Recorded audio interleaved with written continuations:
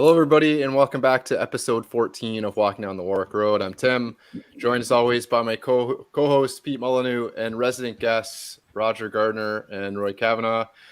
How's everybody doing? How we doing today, guys? After I know it was a disappointing day yesterday, but it's always a good day, I think, when we're talking United. How's everybody doing? Really good, thank you. Yeah, and great to be. Thank you for sorting my sound problems out. And Pete, thank you. No problem. Right. Well, today we're here to talk about United's great goalkeepers post-war, 1945 to 2022. We put out a tweet the other day. We wanted people to get involved and let us know who their great goalkeepers were. Who was it that really did it for them? We're going to have our own parameters by which we sort of gauge it by on this episode, but make sure you get in the comments and let us know. Tell us who your memorable keepers were and why. Reply to the tweet. I'll read some of the tweets out if we get if you want to go through the Twitter route, but get involved. We really want to hear from you. But Pete, I'll come to you and maybe set it up for us. Why this topic? Well, this is under our players category, and often we thought that the goal scorers and the people that have the most appearances get a lot of coverage when we're looking at our history. Goalkeeping is a very specific area, and we were reminded of that only yesterday. That save that De Gea made in the second half is still pulling off almost miraculous saves. I was right behind it, and you wouldn't have thought any keeper could have got it. It was a brilliant header, but he pulled off a magnificent save. So we thought, let's focus on the goalkeepers we've had down the years at United. I don't think we've been blessed with dozens of great goalkeepers, but in recent times we've certainly had some of the best. So we've all picked two each. We're going to put our case for each of those, and then at the end we'll try and get a 3-2-1. Yes, indeed. So we've taken, like you said, Pete, we've chosen 8, 2 each. Of course, we know that our history is littered with tremendous players and in particular tremendous keepers. So we've sort of, we hope we've done our due diligence and picking out the ones that we think should be highlighted. But where are we going to start? Well, we're going to come to Roger first. And Roger, take it away with your first pick. Okay, well, I got Gary Bailey, who was in between the sticks from 1978 to 1987, and there you can see he's actually got a great record of clean sheets. I know Ron Atkinson is probably most famous for attacking United football, but he was actually pretty decent at the back, and he didn't have the best relationship, I seem to remember, with Gordon McQueen at times, Gary Bailey, but he still got away with a decent number of clean sheets there. Mm-hmm. And he came to United following a trial in 1978. He was actually born in England, but grew up in South Africa, and his dad was a famous goalkeeper for Ipswich Town, and I think Ipswich Town were the only team to have won what was then the second division, and then they went on to win the first division in the next season with Roy Bailey, that's Gary's father, in between the sticks. And when Gary was looking to further his career, he tipped his dad up for some advice, and his dad rang Dave Sexton and got Gary a trial. Now, this was quite fortuitous, really, because United were trying to sign Jim Blythe, who was the Coventry City goalkeeper of the time, for about £450,000. And if that deal had gone through, then Jim Blythe would have been the most expensive goalkeeper in the world, believe it or not, at the time. But he failed a medical at Old Trafford, and Gary Bailey got his opportunity. And obviously, he was first name on the team sheet, as obviously, but he was very regular under Sexton and Ron Atkinson, barely missing a game. only played 5 games for United when Sir Alex Ferguson took over. Unfortunately, he got a knee injury.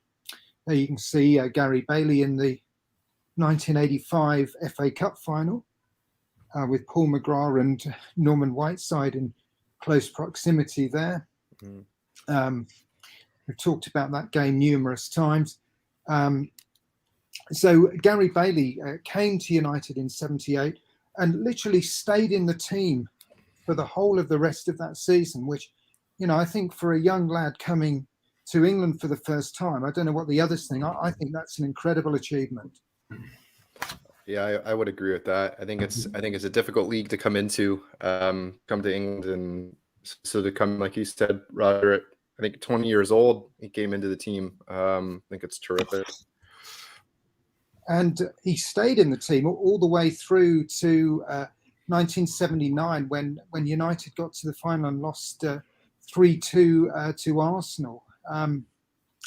Unfortunately, I think Gary was, I don't know whether the others agree here, I always felt Gary was at fault there for the third goal. His positioning from time to time was a bit dodgy for United. Although he did make up for it, what would have been 4 years later when Gordon Smith was running through for Brighton in the last minute of the '83 final. In fact, Gary Bailey just blocked Gordon Smith's shot when you would have thought it would have been easier to score than miss. So actually, United wouldn't have won the FA Cup in 1983 were it not for Gary Bailey. And from there, as I say, he went on and we saw a picture of him winning the FA Cup in 1985. And following that, in the start of the next season, when United won the first 10 games of the season, Gary Bailey was present in every single one of those games. So for me, I like him because he was a childhood hero. He was a great shot stopper. And I would like to have seen him play more for England. He did play twice for England, making his debut in 1985. But it was pretty difficult in those days to knock Peter Shilton off that team sheet for Bobby Robson. And in fact, he did go to the Mexico World Cup in 1986, where I say he got an injury. But I think he was a great keeper for United. Right, let's take a brief look, a little clip here of Gary Bailey. Harry Gregg returned to United in the 1970s to pass on his wisdom and knowledge to a keeper who made his debut aged just 20.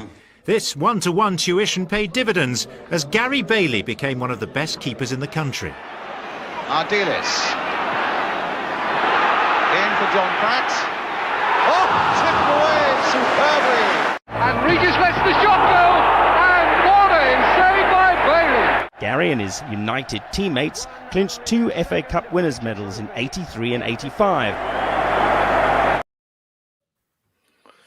It's just a few little moving pictures there of Gary Bailey, but tremendous keeper.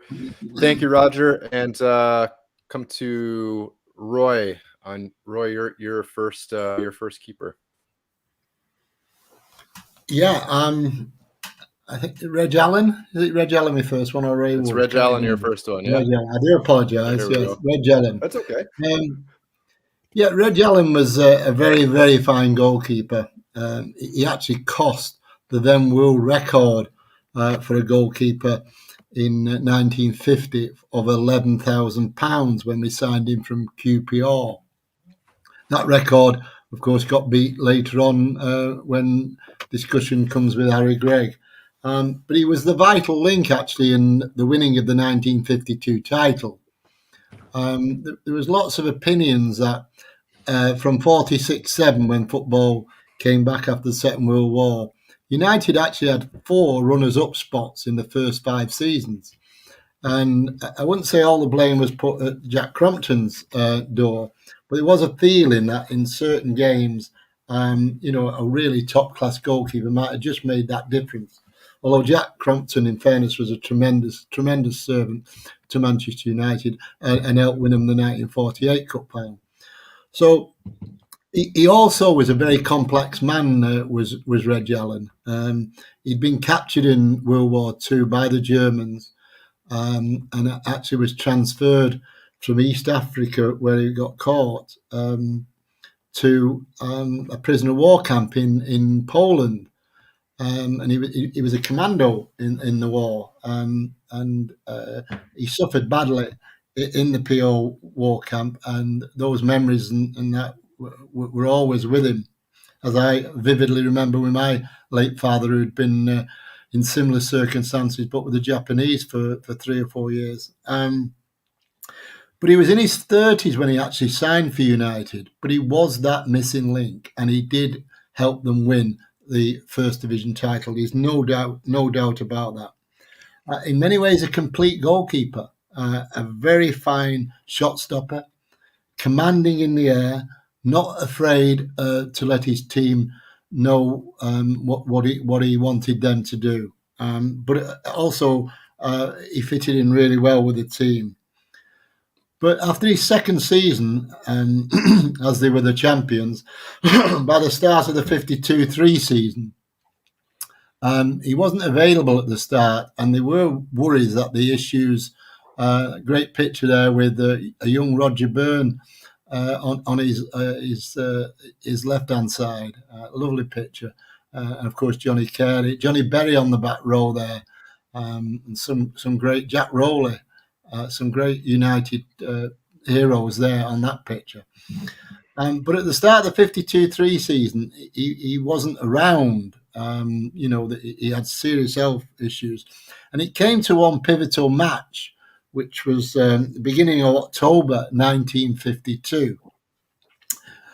United were playing away at Wolverhampton Wanderers. Now, I've had 2 stories about this game. I was only 5 at the time, so I wasn't around to watch the game. But Jackie Blanchflower, who I got to know quite well, Jackie was the travelling 12th man for that game in 1952 at Molineux. And Jackie vividly remembered that United went 2-0 up against the top Wolves side. And then Wolves came back and equalised 2-2 at half-time. And at half-time, Reg came in the dressing room and 1 or 2 things were said.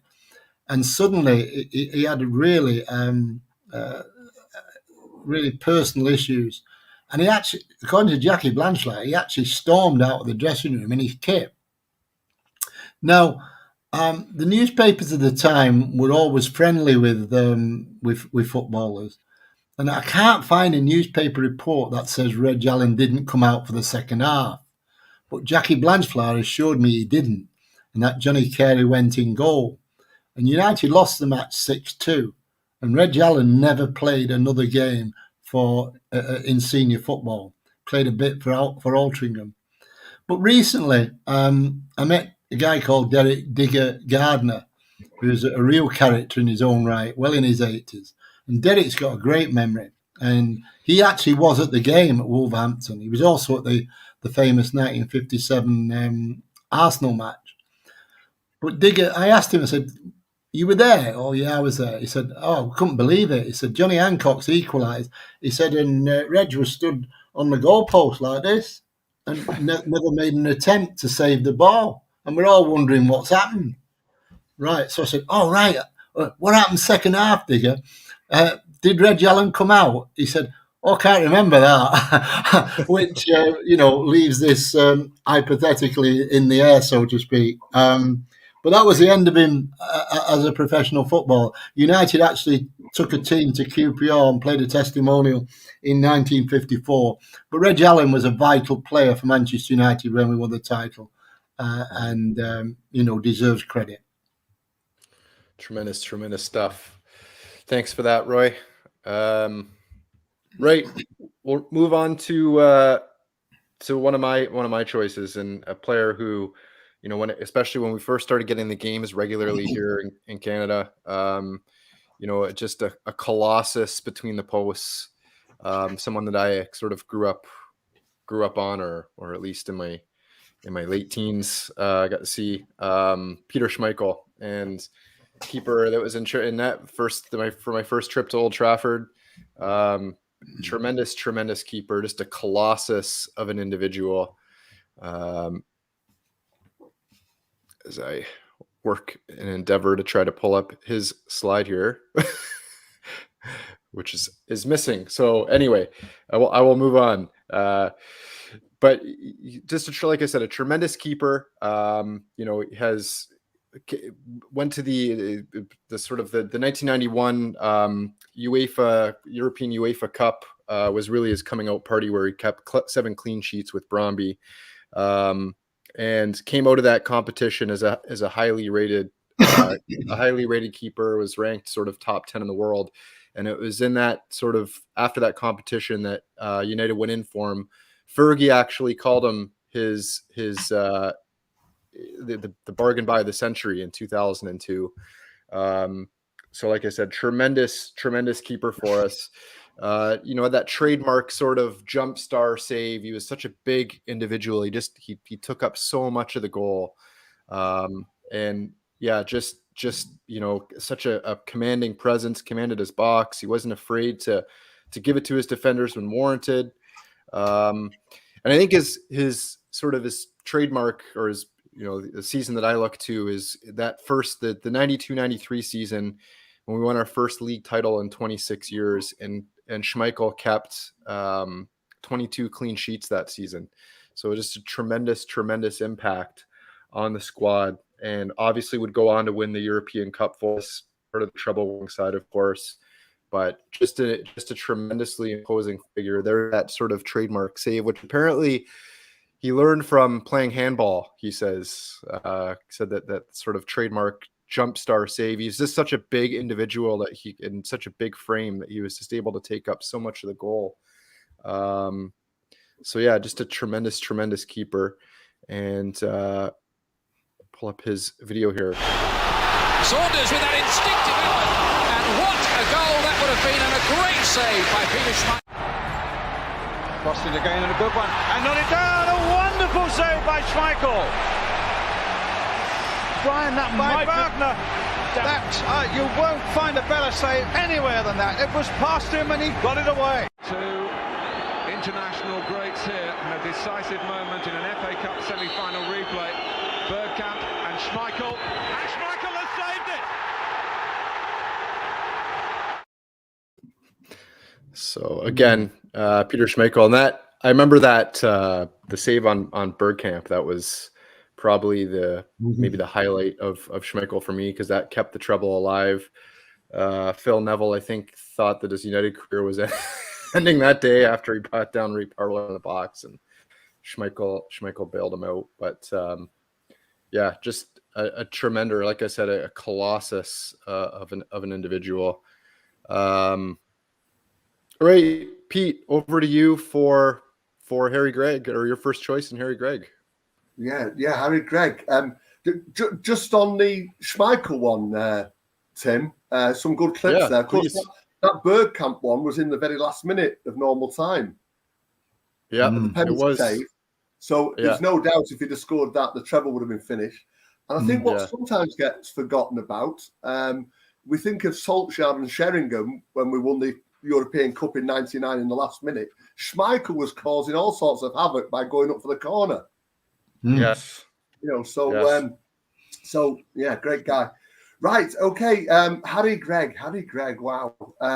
Well, given that Harry Gregg played such a long time ago, he won't be a stranger to even younger United supporters because of the legend that's attached to him. But Harry Gregg signed for United in mid-December 1957, again for a goalkeeping world record fee, but of just $23,500. It sounds nothing nowadays, but it beat the Red Jalen fee, as Roy alluded to. And he was 25 years old when United signed him. He played for 5 years for Division 2 side Doncaster Rovers. Now, at that time when he was signed, the Busby Babes had won back-to-back titles in 55, 56, and 56, 57, with Ray Wood as the main keeper. It started well in 57, 58, and had stayed in the top three all autumn, and had gone through the early rounds of the European Cup. But they were up against a fine Wolves side, and Busby knew this. And they set a demanding pace, Wolves, throughout that autumn. And in late November, United wobbled. Spurs and Chelsea came to Old Trafford and both won. We lost in Prague, although it was second leg and we got through overall. And we drew 3-3 at Birmingham. And that was in 4 consecutive games. Busby's reaction was to draft in a few top players who were waiting in the wings, but he also identified that United was shipping too many goals, and he swooped for Harry Gregg. Gregg had starred only a few weeks before that in an England at Northern Ireland game, playing for Northern Ireland in a 3-3 draw, and whether that tipped Busby, tipped his mind to go for Gregg, we'll never know, but it probably did. Anyway, he made his debut 21st of December, 57 against Leicester at home, and we won 4-0. Busby's changes worked a treat. In the next 11 games, United won 7 and drew 4. We scored 7 against Bolton and 5 in that famous away trip to Arsenal in February 1958. And we closed the gap on Wolves and progressed to the 5th round of the Cup and to the semi-final of the European Cup. That 11th game was away to Red Star Belgrade on the 5th of Feb 58. And Manchester United, there is no doubt, as a team, had the world at its feet. And of course, we all know what happened next. Flying back from Belgrade, the plane refueled at Munich. They tried to take off 3 times. There was snow and slush on the runway, and the plane crashed into the buildings around the airport. 23 people killed, including 8 players. Several more injured, and some players that would never play professional football again. The team that had the world at its feet, all of a sudden that world had been turned upside down. Gregg would emerge from that incident as a hero, I think, on 2 fronts. First of all, the story that a lot of people know, how he, having initially got out of the airplane and staggered away from it, from a blazing wreckage, he quickly returned when he heard voices of other survivors. And he helped those that he could. He pulled a mother and a baby to safety, and he made others comfortable where he could. And he pulled others by their belt straps, by their trousers straps to safety, further away from the blazing wreckage. Otherwise, the death toll and injury could have been higher. Now, that's heroism that goes way beyond football. But in those dreadful dark days after the crash, United clung to any hope of a future. And quite a few players played a key part in it. But I think Harry Gregg and Bill Fowkes still suffered from shock for weeks after the crash. Both played a match in 13 days later against Sheffield Wednesday, with a team of reserve players and youth players mainly. But Gregg's part in those next few weeks and months and even years can't be understated. He helped guide the team. I think it helped guide, well, first of all, he helped guide a broken team to the FA Cup final only a couple of months later, sadly to lose to Bolton. He played in every game, almost every game, for the next 2-3 seasons. Gregg was a great shot stopper. And he was a guy that commanded his own penalty area. Goalkeepers had to look after themselves in those days. They didn't get anything like the protection that goalkeepers have come to get in the last 40 years. He was big, he was strong, he was particularly brave, often hurling himself at the feet of onrushing forwards to grab the ball. But from the early 60s, his bravery left him a bit battle-starved because he got injuries to his upper body, particularly his shoulders and his arms. In the 4 seasons from 61 to 65, he only made 68 appearances. He'd have made many more but for his injuries. He missed out on a medal in 1963, the FA Cup final we won against Leicester. He was injured. He did have a resurgence in 65-66, playing 38 matches in a side that finished 4th and reached the semi-finals of the FA Cup and the semi-finals of the European Cup. Gregg played in that never-to-be-forgotten 5-1 win in Benfica in the Stadium of Light in March 66.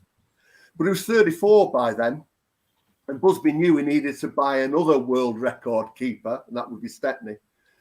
So Harry Gregg's time at United came to an end. He played 247 times for the club. He'd kept 44 clean sheets, I think. It's about 1 every 5 games. Other goalkeepers for us have had better records. But if you think how Busby was rebuilding that team from 58 to 63 and 64, he wasn't playing with some of the best defenders that we've ever had. So it's still a pretty impressive record. So he remains a hero to this day for his bravery on and off the pitch. He was awarded the MBE in '95 and the OBE in 2019, and sadly passed away during the pandemic on the 16th of Feb 2020. When fans were allowed back in the ground after the COVID restrictions, he was given a tremendous round of applause and a couple of minutes silence and applause, and a huge banner went round the Stretford end. Greg won't be forgotten for his performances for United and the role he played as a hero at the crash and in those days, weeks and months after. Well said, Pete. See some moving pictures. Harry Gregg is a true Manchester United hero. He's rightly remembered for the courage he showed at Munich in the aftermath of the crash as he helped pull survivors from the wreckage. And he showed great bravery on the football pitch, where he never shirked any situation. A brief reminder of that tragic Munich disaster. Crash hero Harry Gregg gets a well done from the fans. Harry Gregg goes into action.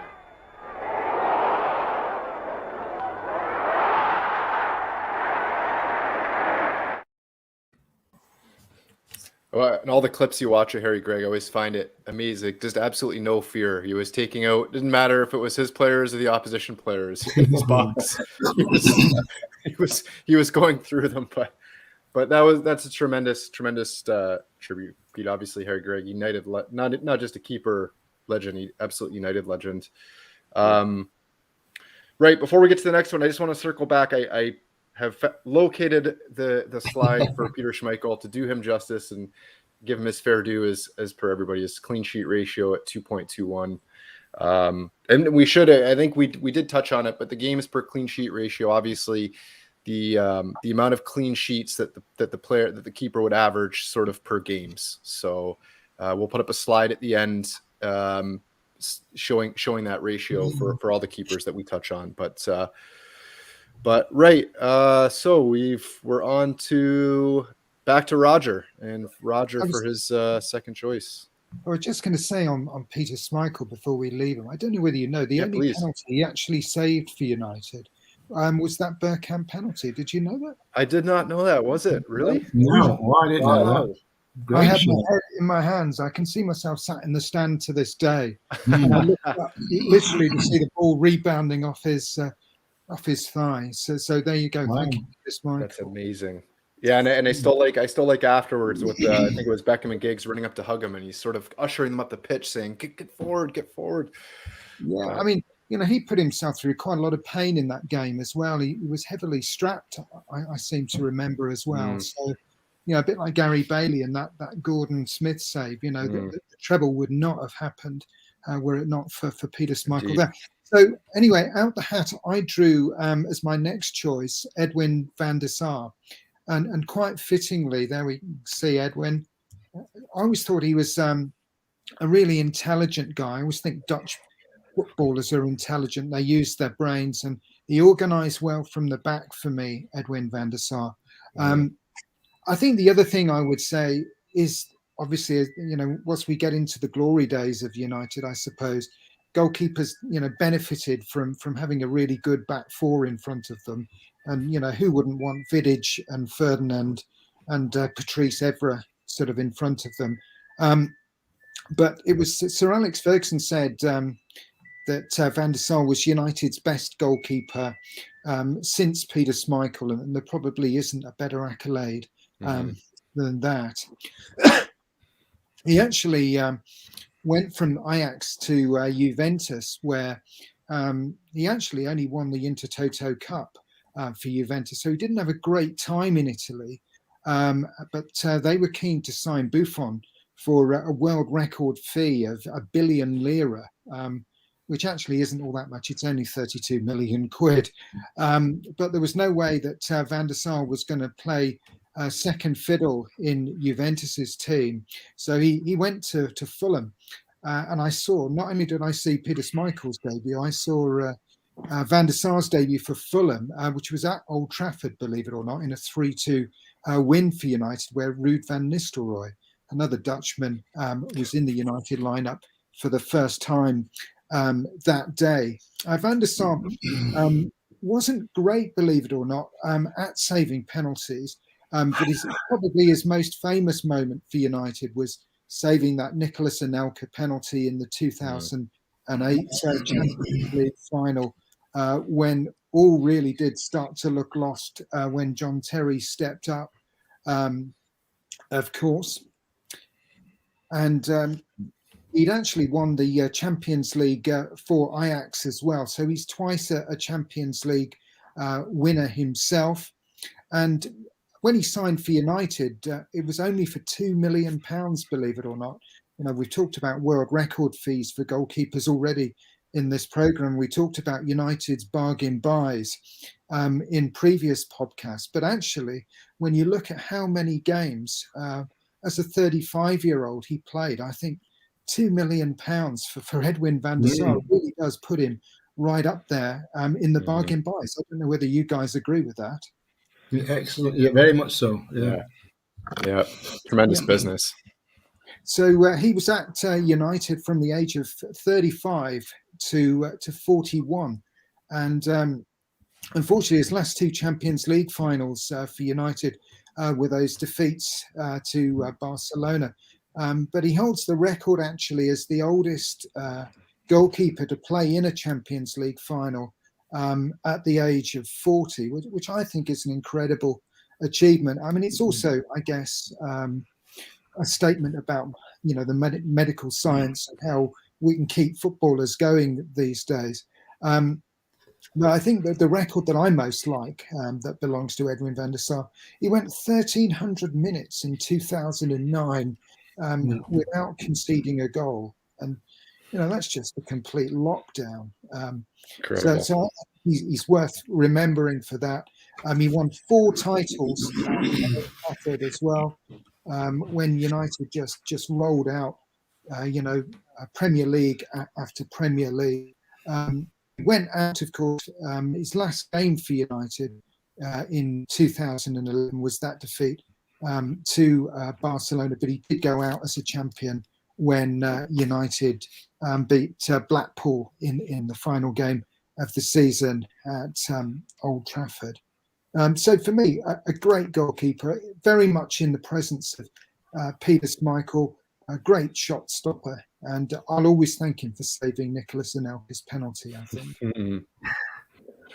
Right. Let's see some moving pictures of Edwin van der Sar and come back and get some more comments. Wilshere de Valnuamba! Oh, magnificent save by van der Sar. That might be even better than the last one. Davis. Gieson tries Cahill. What a save by van der Sar. That's why they bought him. Like you touched on, Roger, just very commanding presence, much like Peter Schmeichel at the back, and tremendous back four in front of him, like you touched on. But tremendous shot stopper for sure. Right. On to the next one, and we're coming back to Roy for this one and his second choice. And Roy, I know somebody that you've said is one of your true United heroes, or one of your first United heroes. Absolutely. Tell us where we're going next. Well, we're going with Ray Wood, who was my first hero at United. You've got to perhaps remember the scene. Ray came to United in 1949 as an 18-year-old, and he cost £6,000 then, which for an 18-year-old who'd only played 12 games for Darlington was a gamble. And he made his debut very quickly against his own boyhood club, which was Newcastle United at Old Trafford. What stalled his career at United was the signing of Reg Allen, who we discussed before, because Reg came in 1950 and was the first choice for 2 years. But I think you need to picture the scene of the times and why someone like Ray became my hero. In those days, food rationing was in place until 1954. And certainly, you're only 9-10 years after the Second World War, and the place wasn't a bed of roses, I can assure you. So when you went to Old Trafford, it became the theatre of colour as well as dreams, because you actually were going to a place which had a green pitch, which stood out because I can assure you where I lived in Salford, you didn't see much greenery. And then, of course, you had the opposition. United had the red shirts, but all the opposition in the different coloured shirts, the blues, the stripes. Leeds had a blue and yellow, a amber gold colour. Wolverhampton with their old goal. But of course, all the teams had a goalkeeper, and the goalkeeper had a different shirt on to the other 10 players. And in Ray's case, it was a green one. Some goalies wore blue, some even wore white. But Ray stood out to me then because I'm thinking, wow, he's different to the other 10. He's got a different shirt on. And I love watching Ray Wood. As I say, he came to us from Darlington. He was regular from 1953 until, as Pete mentioned before about Harry Gregg signing, up till December 1957, when Harry came as a record at 23,000 or so. Ray won an original Busby Babe. He actually was the first player of the historic Busby Babes lineup, which was Wood, Fawkes, Byrne, Coleman, Jones, Edwards, Berry, Whelan, Taylor, Violent, Pegg, and Ray. And there were other great players around that, Jackie Blanchflower for one. But Ray was the first one of that team to actually make his debut, which was in 1949. Won 2 league championships, played in the first 12 European Cup ties that United appeared in, and was man of the match at Dortmund when we were with a very tenuous 3-2 first leg lead, and he had a brilliant game in Germany when we drew 0-0. Played for England for 3 times, and many would have thought should have played a lot more. Then we got to the 1957 FA Cup final. Goalies, and I think it's Pete and Roger were mentioning about the like of Harry Gregg, who commanded areas. Well, Ray didn't necessarily command his area. He was a great showstopper and perhaps was a line goalkeeper. But when the ball came back to him, goalies could bounce the ball and, move the full 18 yards. And Ray did have a bit of a reputation of knocking forwards out of the way. But in the 1957 Cup final, after 6 minutes, he got knocked out of the way. And anyone who's seen coverage of it, it's a real physical attack, because he'd saved the header from Peter McParlin, and he's bouncing the ball, and he's ready to throw it out. And McParlin has just run 10, 15 yards. He's run and bang straight into his cheekbone. And Ray's gone down, and he's really out of it. And he actually went off for a total of 80 minutes, and Jackie Blanchflower stepped in admirably in those 80 minutes. In fact, there's a really good quiz question there. Who is the only outfield player to play in an FA Cup final with a cap on? And the answer is Jackie Blanchflower, because he had Ray Wood's cap on in those 80 minutes when he was in goal. But I remember having and I'm sorry for being a bit precious about this, but I do obviously remember when I met Matt Busby 2 or 3 times. And I remember talking to him about the 1957 Cup final. And it was just me and him in his office, Old Trafford. And he said he'd never, on the morning of that match, ever been more certain of United winning a game, and that game would have been winning the double. And in fact, he went round everyone's bedroom, knocked on the door, went in and checked that every single player hadn't got flu, hadn't got any injuries or anything like that. And he said, I was convinced then we were going to win. Nothing could stop us. And of course, 6 minutes in, Matt Parlin physically attacked Ray Wood, and that changed everything. He even came back, Ray, when Tommy got the goal with about 7 minutes to go. They brought Ray back on so that Jackie Blanchflower could go back to centre half and Duncan Edwards could move into midfield, but it was to be no avail, and we lost 2-1. So then, as Pete mentioned before, around October, November, and certainly December of 57, United suffered 2 or 3, 4 perhaps strange defeats, and Ray was then shocked. He genuinely was shocked when Matt went out and bought a younger version of himself in Harry Gregg, and Ray then played in the reserves up till the crash.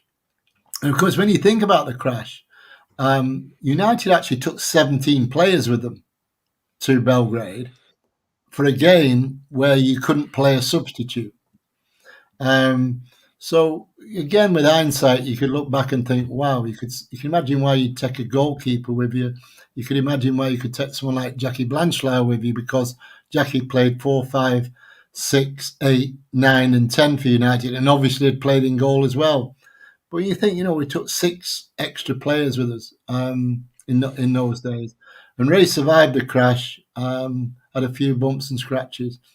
But incredibly, he went on and had an amazing career after that. He played 208 games, I think it was, for United in total. But he went to Huddersfield in the December of 58, signed by Bill Shankly. And he walked into a Huddersfield team managed by Shankly with a young Dennis Law in the side and a young Ray Wilson in the side as well. And he stayed at Huddersfield for about 5-6 years. And in fact, played slightly more games for Huddersfield Town than he did for Manchester United. He played 223. Now, Ray is, and probably still is, one of my heroes. And I've often wondered why I'd never written a book about him. Because sad though I am, when I write, as Pete would say, I write a book a week. And I'm thinking, well, I'm not wrote a book about Ray Wood. And the reason I didn't write I've actually started it, by the way, now, and it's called Jackie and Ray, and it's about Jackie Blanchflower and Ray Wood. The reason I hadn't done it was the fact that he had such an incredible life after the crash. I mean, incredible. He played 200-odd games for Huddersfield. He played a season at Bradford City, a season at Barnsley. But then he became a globe-trotting coach. He coached the Los Angeles Wolves. He coached the Cyprus national team for 3 years. He coached Apoli in Cyprus. He coached a club side in Greece, but didn't like it because there was a lot of match fixing going on. He coached the Kuwait national side. He coached in Kenya, and he coached in the United Arab Emirates. And I've managed to get together a lot of information on his ex-career. Ray Wood was, when you perhaps put figures up, he was 5'11" and a half. So he wasn't that 6'1", 6'2" domineering goalkeeper. But he was my hero, and he still is my hero. And he was a great, great player for Manchester United's Busby Babes. And I've just handed Pete a little booklet the other day of the first year the Busby Babes won the title in 56. And I can assure you, Tommy Taylor was probably man of the season then, but Ray Wood was the second. And he'll always be my hero, Ray Wood. Tremendous stuff. And you touched on the incident in the 1957 FA Cup. So let's take some moving pictures of Ray Wood. City attack at United's end, and goalie Wood has a hot time. Hayes, Fagan and Clark try all they can to get it past him. The attack and the first sensation. Peter McParland shoots straight at Ray Wood, follows up his shot, and their heads collide. Both men are down, but it's obvious that the Manchester goalie is knocked out. Jackie Blanchflower puts on a goalie's sweater, and Ray Wood is carried off the field. How badly was he hurt? That was the question.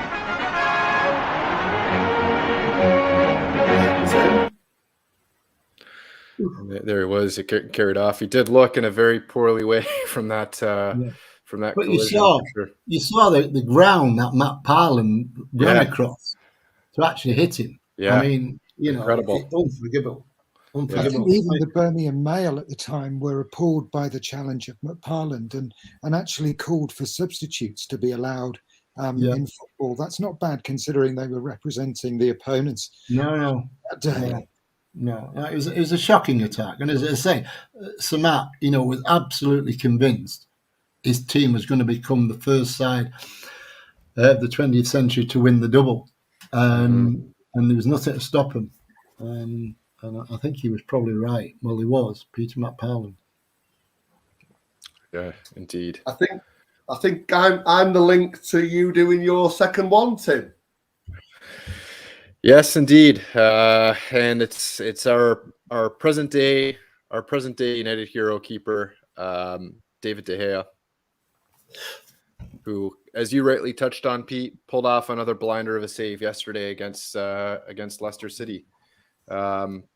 So just tremendous, 478 appearances. I believe earlier in the season he moved into 13th place on United's all-time appearance list. I think it's still 13. I don't think he's moved up, but he might be 12 now, because I think he was on pace to hit the 11th, to pass the 11th place in the appearance leaders. But anyway, you can see what he's won there for us, and again on all the slides with the little white sort of square there, what all of the keepers have won. But 2011 to present, so sort of piggybacking off Roger's tremendous look back at Van der Sar, who was retiring and a replacement was needed after the 2010-11 season.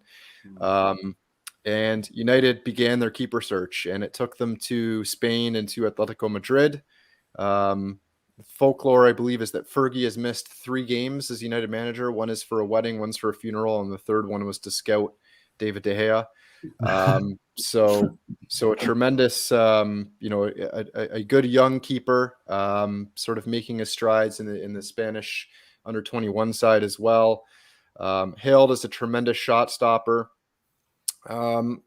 When he came into United in that first season, I think that the one thing that everyone could see was that he is a slight fellow. He's got a slight frame, and that maybe he was just a little bit.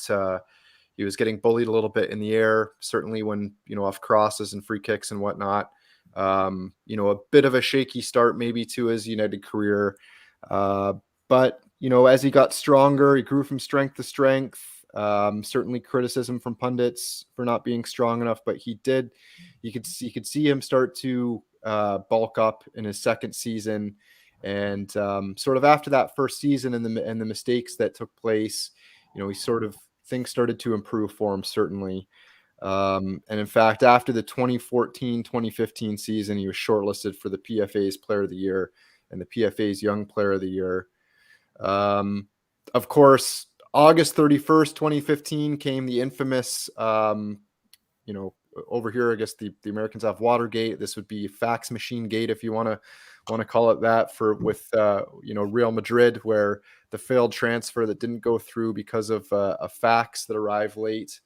And then 11 days later, he would go on to sign, I believe, a new 4-year deal. This is September 11th. So just a tremendous shot stopper. Obviously, he had a bit of another wobble, sort of a couple seasons ago, but he's rebounded. And certainly, I thought under Van Gaal he was terrific. I thought that was really when he started to come into his own. Was certainly under Van Gaal, but just he's bailed us out on so many occasions with so many terrific saves. He just gets to things. He seems to pick things out that other keepers wouldn't get near. And he's got that sort of trademark save with his feet as well, doesn't he? Where he tends to use his feet a lot more than maybe, I guess you would call it, the ice hockey style save, where he's kicking his leg out to really make a stop. So just a good keeper, but certainly been a stalwart in what's been some challenging United sides over the years, and has certainly been our Player of the Year on more than one occasion, and kept us in a lot of games. So David De Gea, I don't know if you fellas have any thoughts you want to share on De Gea, but tremendous, obviously still with us, and tremendous keeper. No, go on, Pete. I was just going to say he was the first United goalkeeper to win Player of the Year. Yeah. And he still is the only goalkeeper to win Player of the Year, and he's won it 4 times. Yeah.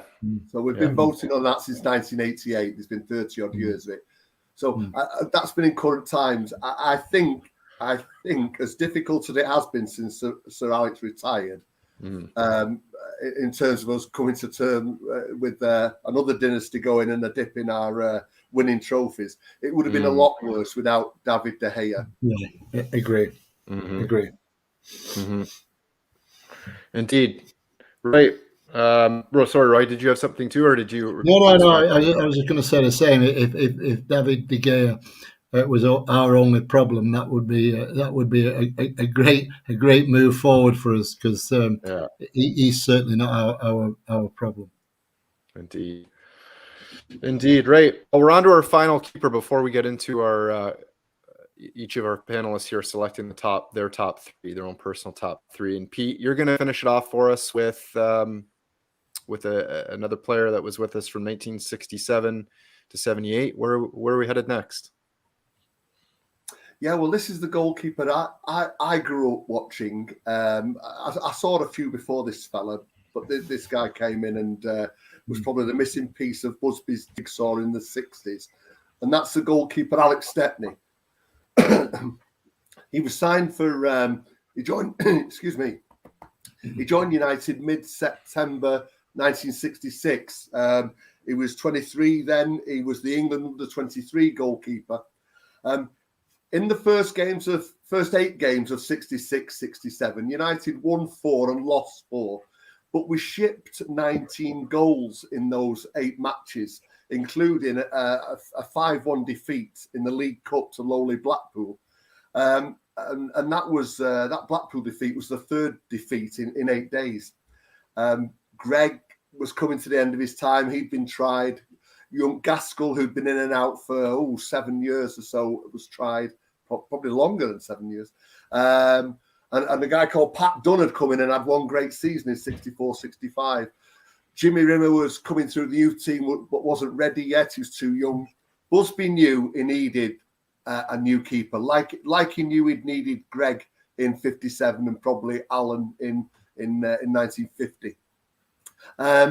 Busby was desperate at this stage, having lost to Partizan Belgrade in the 66 European Cup semi-final, to have another go at the European Cup, at winning it. And remember, in those days, only the champions of the country went into the European Cup the following season, plus the winners. So you had to win the league. Top 4 was no good. So he didn't want to lose any ground, Sir Matt. And he had his eye on Alex Stepney, who it's quite funny how we got him. He was playing football. He played football for Tooting and Mitcham as an amateur. He went to Millwall and made a bit of a name there. And then Tommy Dock, who was manager at Chelsea, snapped him up because he had a bit of a row. No surprise there. Tommy Dock wasn't averse to the odd row with his goalkeeper, first choice, Peter Bonetti. And he signed Alex Stepney, thinking that he'd move Bonetti on. Anyway, Bonetti stayed, and he was left with 2 very good young goalkeepers. As Tommy always did in a difficult situation, he joked to the press that he'd play them alternate weeks. And he tried that at the start of 66, 67. Well, of course, that was never going to work. Neither party would be happy. It'd be like cutting the baby in half. So Busby moved in and signed him for a record fee of $55,000. And he'd be United's keeper for the next 12 years after that.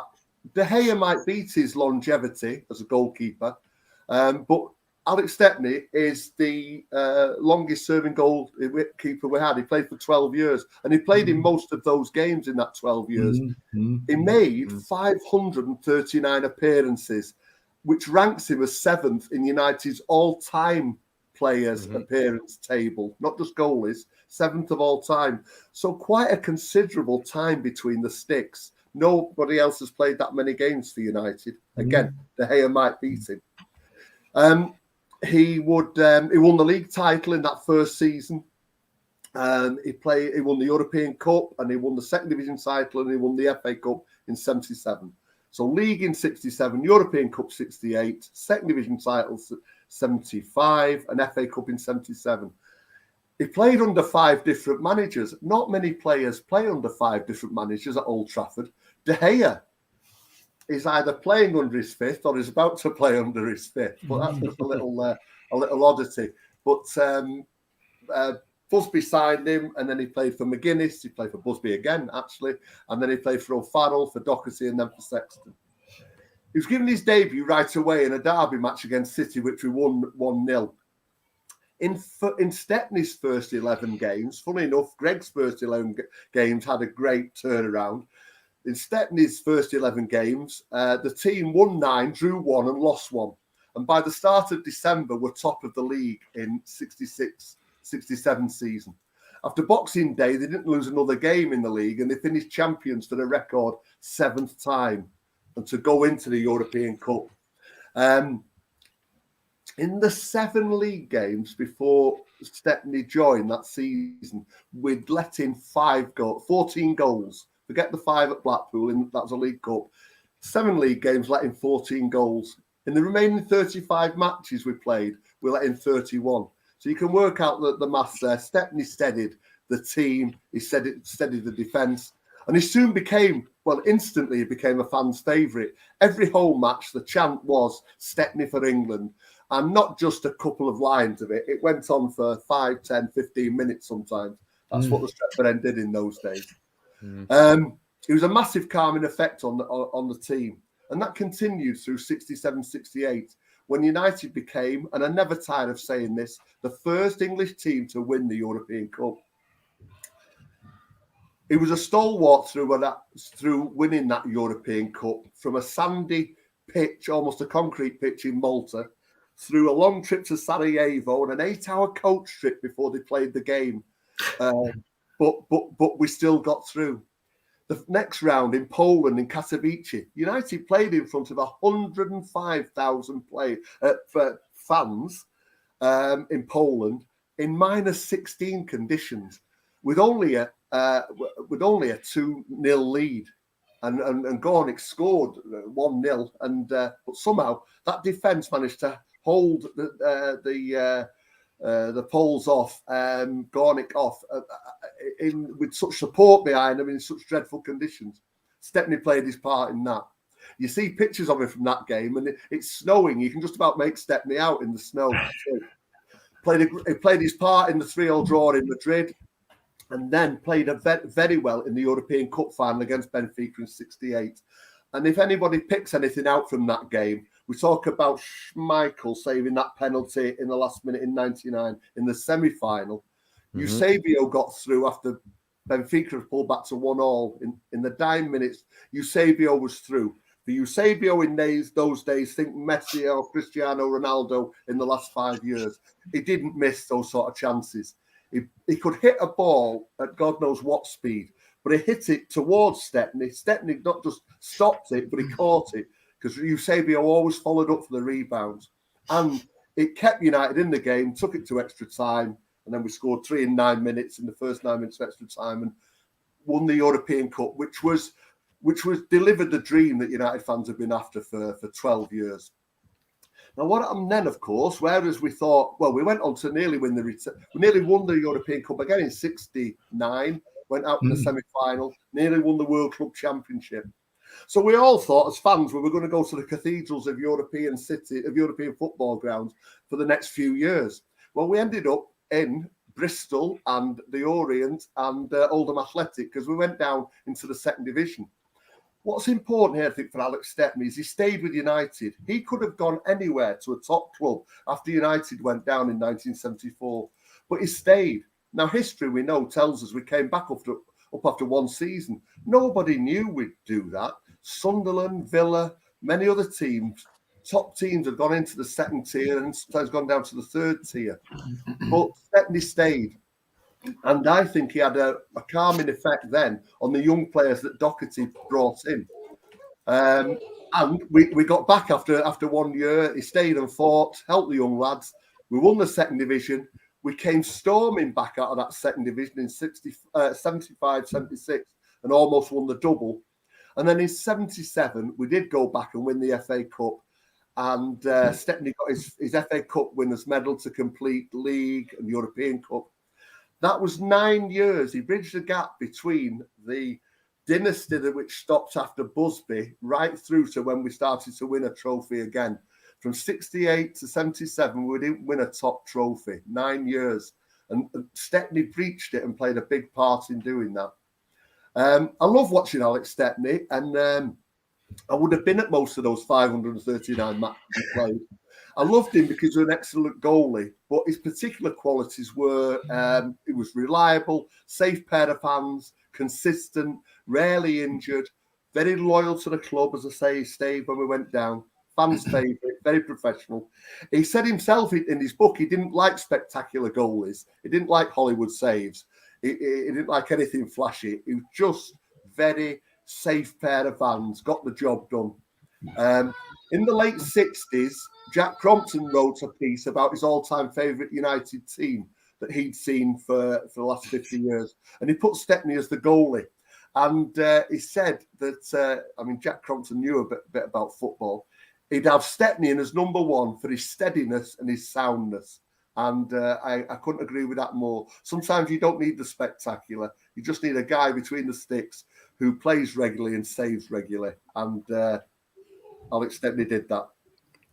Indeed. Let's see some moving pictures of Alex Stepney and come back and get Roy and Roger's thoughts if they have any on Alex Stepney.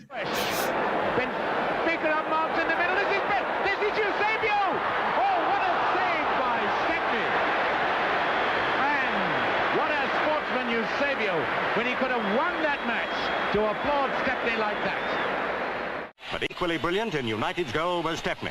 At half-time, there was no score. Now we'll have a chance. McDougall.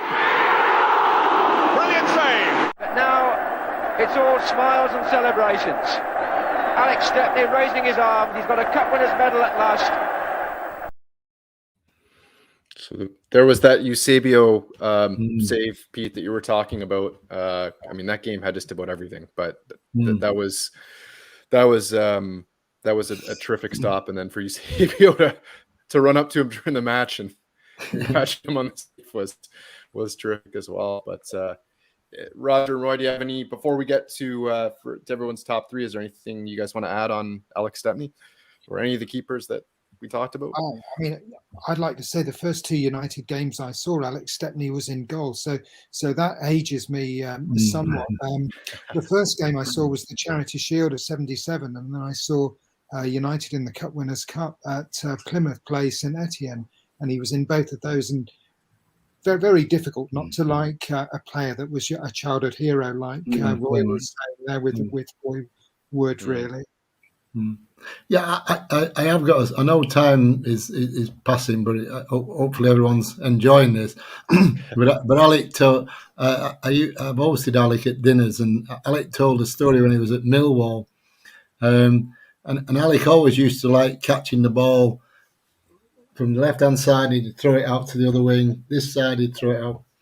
And he said he got in at half time, and the centre forward called Pat Quinn, big, good looking Irish guy, airbrush back, said, "Oi, when you get that ball, you bounce it and you kick it right down the middle to me." I thought, no, I'll carry on doing it. Anyhow, after the game, they go in the little players' entrance at the old den, and Ray's there in the corner with a mate, and Quinn walks in with two blokes. He said, I listened to him after that because he was with the Cray twins. He said, so he's walked in with the Cray twins, him thinking, next time I get in that ball, that's going up the field to Pat Quinn, I'll tell you. Well, it's true or not, but Alec told me that, but that's okay. Terrific story. Tim, there is just two little quickly sidelines. Sure. Two of those goalies we've covered are the only two goalkeepers that have scored a goal for Manchester United. Schmeichel scored against the Russians in a UEFA Cup match in '95. Stepney scored two penalties in the season we got relegated. And, there you go. So he's the highest scoring goalkeeper, Alex Stepney, as well. In fact, he was our leading goal scorer at one point that season, wasn't he? Two. Till Christmas. Yeah. I think that's that. I think we knew then we were on our way to the second division. Yeah. Right. Well, we're going to go through each of the panelists here and give our top three, rank our own personal top three, take a vote, and we'll figure out who we think the panel ranks 3, 2, 1. So those are all the keepers that we covered. We've ranked them on the far right column there. You can see clean sheets per game ratio. So the amount of clean sheets per appearances that they would have kept on average. And Edwin van der Sar tops the list, but that's not the only parameter that we'll use. Obviously, everyone has their own personal their own personal thoughts on keepers and what they provided. So, Roger, I guess I'll with you and come to you first. How do you rank of the 8 that we talked about? How do you rank 3, 2, 1? Oh, it's so difficult. I mean, really keen on Harry Gregg for obvious reasons, Stepney and Bailey because they were my childhood heroes. But I don't know. I love statistics, but I think Schmeichel probably had the biggest impact at United when they were in search of that title, almost like Eric Cantona. So I'm going to go Schmeichel at 1, and then I'm going to go Van der Sar, who I just thought was a Rolls Royce of a goalkeeper at 2, and then at 3. I'm going to go David De Gea because he's just given such excellent service to a failing team at the moment, and he does it week in, week out. So that's my top 3. Terrific stuff. Pete, we'll come to you next. How do you rank your top 3 there? I'm going number 3, Van der Sar. Number 2, Schmeichel. And I'm going to punt for number 1, Stepney, for all the reasons I said in my little speech. Terrific stuff. And how about yourself, Roy? Last but not least, the man who's seen it all, I think, when it comes to United. Well, in order, sure. I think Van der Sar is an absolute perfect goalkeeper. Schmeichel would be 2, and Alex Stepney would be 3. I just have to point out, looking at those stats as well, though, the interesting one is that my hero Ray Wood actually won 2 league titles. So if you went on league titles, Schmeichel, Van der Sar have won league titles, and Ray Wood won 2. But my 3 would be Van der Sar, Schmeichel, and Alex Stepney, the 3 European Cup winners. Yeah. Terrific stuff. Well, I think there you have it. I think there seems to be a consensus. I suppose in no particular order, depending on, it's tough to pick who the greatest keeper of all time would be. But I guess we have, for the purposes of this podcast, with Roy and Pete taking Alex Stepney, he would rank amongst the masses here as the top keeper. Certainly, Schmeichel looks like maybe takes the second position, and Van der Sar, Van der Sar De Gea to make up number 3. But again, so many great keepers. You can rank them. I mean, interestingly enough, I think we've all gone for certainly European Cup winners outside of De Gea, but I mean, you can certainly make a case for De Gea as well. So tremendous stuff. Who's your all-time greatest keeper, though? That's the thing. I mean, everyone's going to have, like I said, their own personal views towards it. Whether it was a hero that you had, like Roy with Ray Wood, whether it's Alex Stepney for Pete. Of course, Roger touched on, Stepney and Gary Bailey, growing up seeing them. And for me, of course, Schmeichel and Van der Sar. I guess it maybe depends on the era, but so many to choose from. Let us know who your greatest keeper is, though. Let us know on Twitter. You can get a hold of us at Warwick Road Walk for the main account. There's a link there in the description on our account to watch all of our past episodes. You can rewatch this episode again. Gents, this has been another tremendous episode. Thank you all again for taking the walk down the Warwick Road with us. Roy, Roger, it's tremendous to have you guys back. And Pete, I guess until the next one, hopefully people enjoy this. Any closing words from you fellas? I think what you two, Tim, you and Pete do, putting together the pictures, the graphics, and the film, it really enhances podcasts. It really is a credit. Well, thank you. Yeah, go ahead, Pete. No, I'm nothing to add to that. I'll stop at that point. Thank you. Terrific stuff.